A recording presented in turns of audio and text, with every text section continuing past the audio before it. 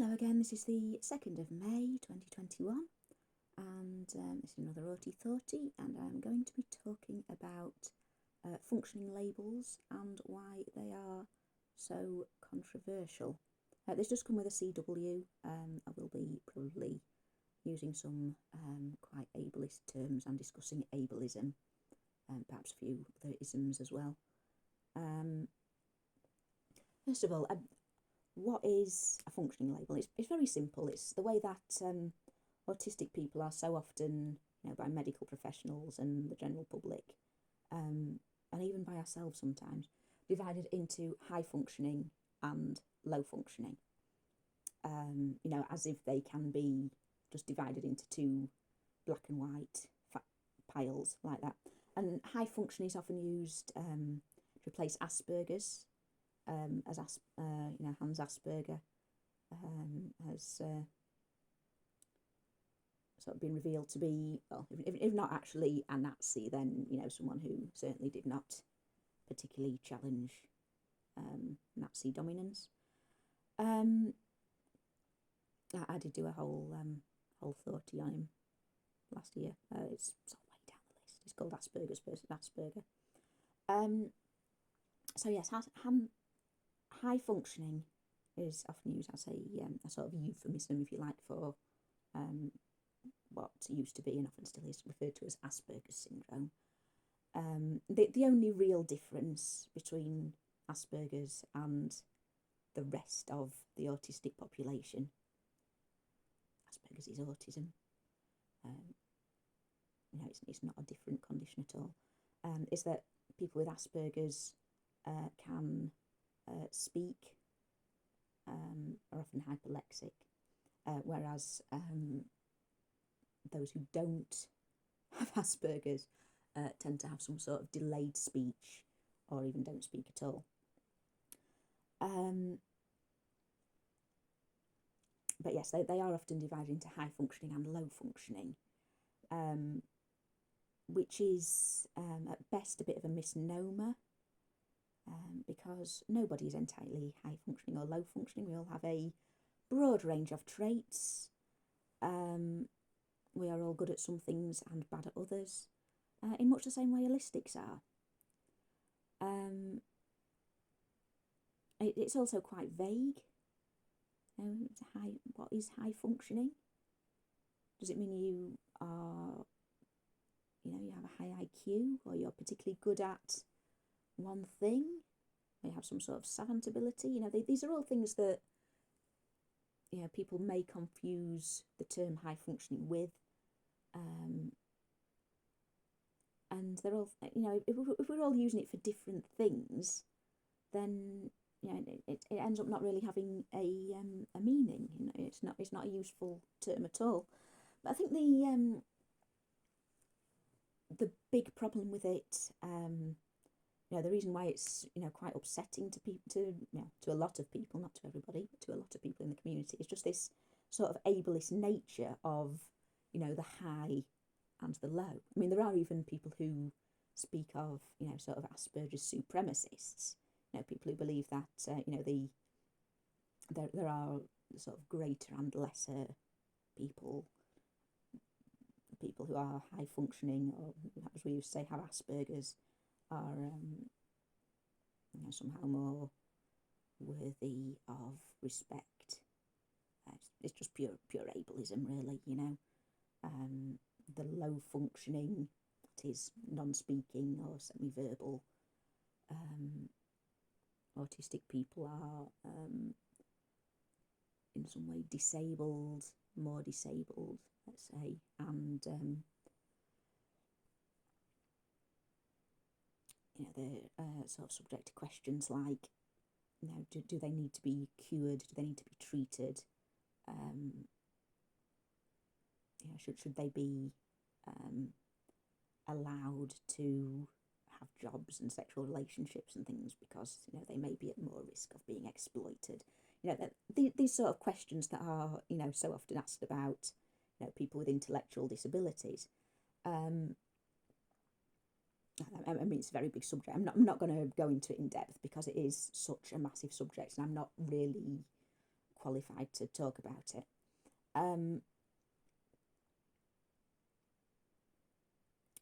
But yeah, we do have what's known as spiky functioning, which is the concept of all of us having a different level of ability of tolerance for every single autistic trait is just up and down, up and down. We are very good at X, we are very bad at Y. We are sort of in the middle on Z. We don't really have some traits. We have some in spades. We have some of them are extremely debilitating. Some actually make life easier.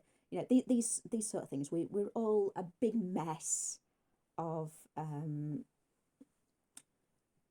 different levels of every trait.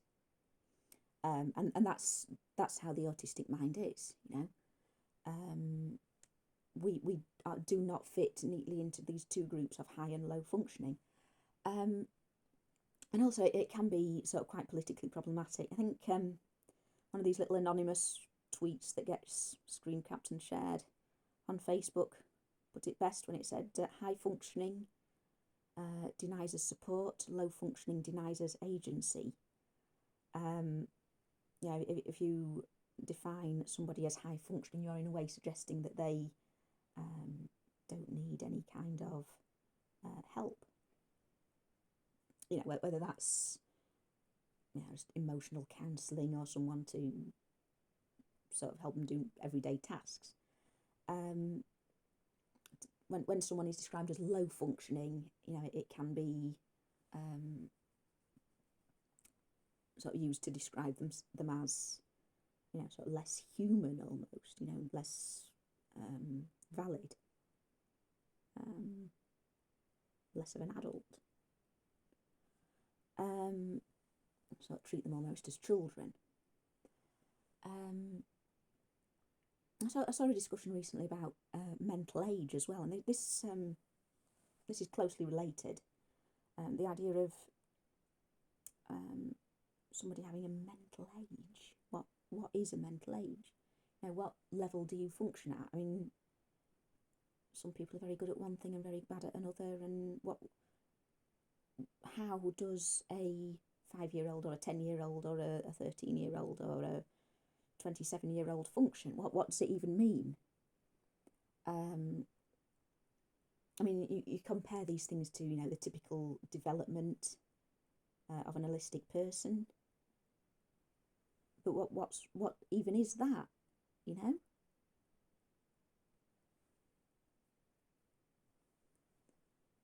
Some kids are reading at 4, some don't read till they're sort of almost in secondary school.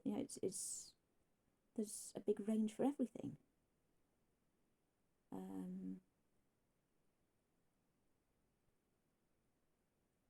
I remember reading a vlog once by someone who was she actually worked as a computer programmer. She was obviously very intelligent, very good at expressing herself verbally, at least through typing. But she needed a support worker with her all the time because she just had no short-term memory at all.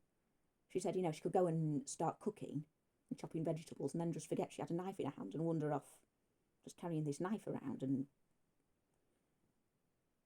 she was very low functioning in some respects and very high functioning in others.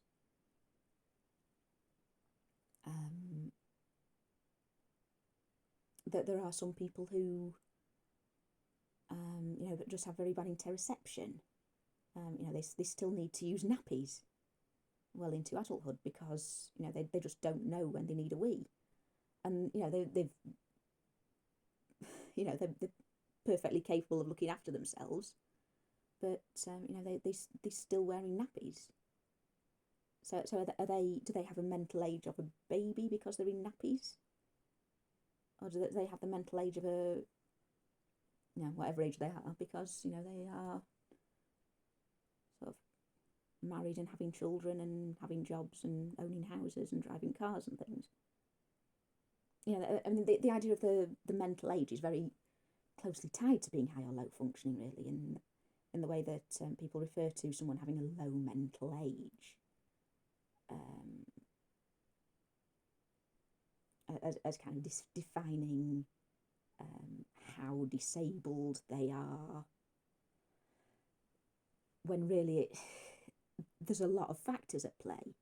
It's very complicated. It's a lot more complicated than saying, oh, this person has a mental age of, say, 8. I mean there is maybe a place for that in terms of, defining how much help they need day to day, but it's never going to tell the full story. Just a sort of very broad overview at best. If you can say to a carer, oh, my son behaves around the age of an 8-year-old child, and say, okay, well, we don't need 24-hour supervision. Maybe there's a place for that, just in sort of vague terms, but I really don't think it's something that that should really be used by serious medical professionals when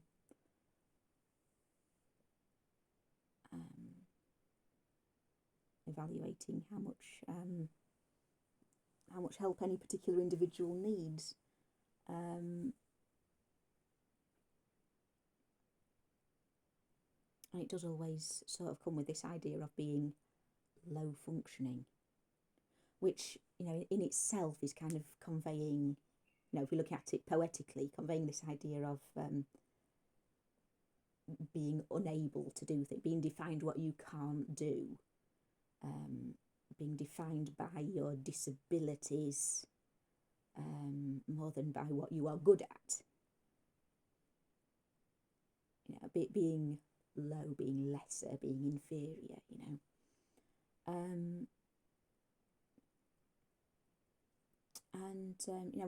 however you try and frame it, that you're always going to come up against ableism, and that not everybody is sort of politically literate enough to have a serious conversation about what high and low functioning mean. High does not mean that you are a better person in any way. It doesn't mean that you're more valuable, or that you should have more rights, or you should be able to make your own decisions, whereas someone who's low functioning should not. It's you can't just sort of limp through life assuming that everybody you meet is sort of politically literate in that way, because so many of them are not. And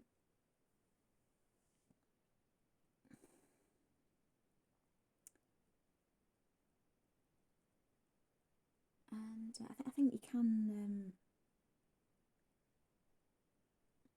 can mistake the idea of being high functioning for a measure of intelligence, which again is a very ableist construct. Everything that is sort of regarded in our society as intelligence is sort of kind of Western patriarchal, Judeo-Christian supremacist kind of measure of any individual's value. What's considered valuable knowledge, or important knowledge, or interesting knowledge, they are all sort of based on the sort of classic model of what the establishment would like us to consider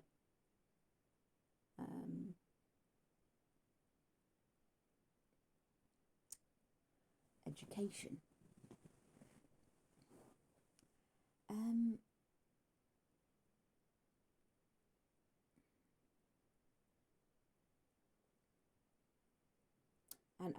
again, that's a whole other subject. I'll go into that later, maybe in another video.